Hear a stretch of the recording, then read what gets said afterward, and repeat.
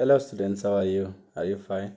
I hope you enjoyed the fifth lesson I sent you. So this is the sixth lesson of the course Multicultural Education and Diversity Management.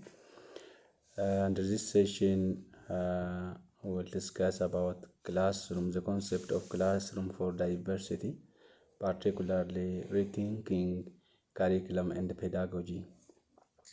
Under this main heading, I will try to address two basic issues. The first one is the concept of feminist phase theory as an example of gender balanced multicultural curriculum. And the second one is the issue of changing tradition in ways of teaching, or the changing traditions of a way of teaching will be discussed in this session.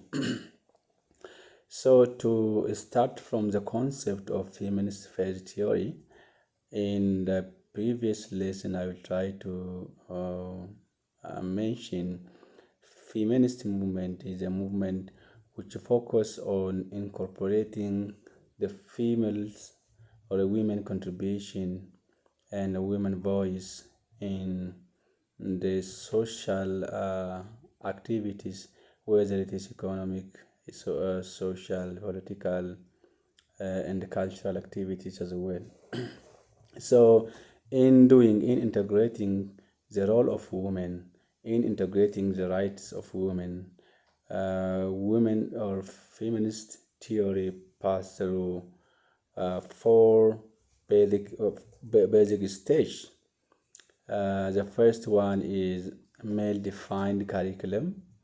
The second one is a contribution curriculum. The third one is bifocal curriculum. The fourth one is women curriculum, and this all phase is to reach at gender balanced curriculum. So, in multicultural perspective, gender balanced curriculum, not only gender balanced curriculum is very important. So, if you look at the experience of feminist theory, the first curriculum existed in the world before 1960 was male-defined curriculum. This is the curriculum which assume the male experience as a dominating, male experience as a universal. Therefore, in such curriculum, everything is viewed in the perspective of men. Therefore, there was no opportunity, no door to integrate the voice, the contributions, the experience of women.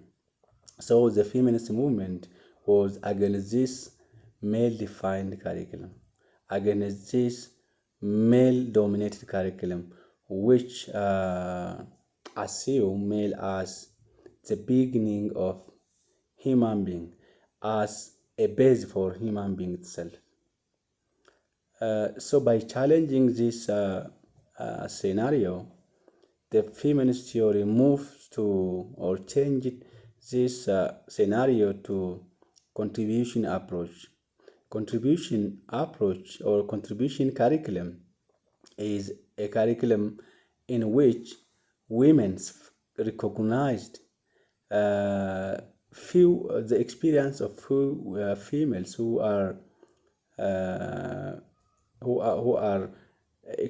have experience in male-dominated curriculum, who have very outstanding experience, very outstanding history, were integrated in the already existing male-defined curriculum. So, in such curriculum,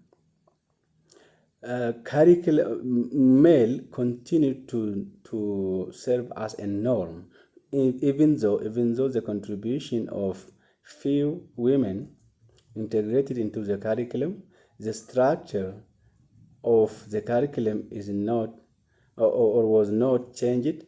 The curriculum was not restructured. The school structure was also not reorganized. Therefore, the dominance of the male continued to exist in education system. So the feminist phase theory challenges again this idea and brings this to the bifocal kind of curriculum.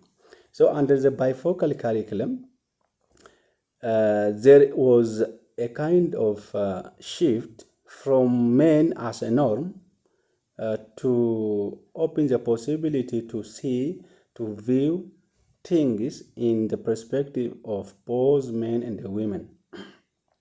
So rather than considering men as a base for viewing or seeing things or judging things or making decision about certain situation, there was a possibility to see things in both male and female perspective in bifocal curriculum. So the importance of dual vision was emphasized in bifocal forms of curriculum in the development of feminist phase theory. Uh, the other thing, but again, even though there was a dual perspective, dual vision, again, the feminist phase theory took this idea one step forward by assuming that women were dominated for a long period of time. Therefore, in order to compensate their under discrimination, they thought that there should be a special benefit, a special advantage that women needs to get so as to be equal or at least equivalent with male in benefiting from different social and economic activities. So they introduced women curriculum. So in this women curriculum, women's perspective, women history are considered as a criteria, as a measure to evaluate the significance, as a measure of significance. The duties, the qualities of women were considered as a measure of significance, as a quality, rather than as considering women, being women, as a problem. There was an idea, there was an assumption to consider women as a significant being who can contribute equally with men for all activities that can be performed in society. So, at this level, women started to probe the interactive nature of operation. The nature of operation as the way in which women were oppressed took different forms. For example, there was a kind of discrimination or oppression in terms of accessing educational service, in terms of participating in economic activities, in terms of having a political positions, in terms of earning income, and in terms of getting employed in different public and the private sectors. So these all things are the forms of operations in which the discriminations of women can be explained. Therefore, at women level, women curriculum challenges all the discrimination of women in all forms of social categories. all forms of socio-economic categories were the main focus of women curriculum. So after passing through these four stages, women first theory reach at gender balanced curriculum. So gender balanced curriculum it is a curriculum which moves beyond understanding the forms of operation by taking into account the complementary nature of men and the women. So at this level, men and the women, the identity of men and the women is considered as complementary rather than supplementary. There is a quality which women owns and men do not, and there is also a quality which men own and women do not. Therefore, at the gender balanced curriculum, the understanding of the people about the relationship between men and the women is more complementary. Therefore, it focused on gender balanced curriculum focused on positionality of identity. Therefore, both male and the women, or both men and the women, have their own position in the society. They do have their own equally important positions. Therefore, multicultural perspective promotes the curriculum which gives value for balancing different categories of the society in terms of social and economic as well as political aspect.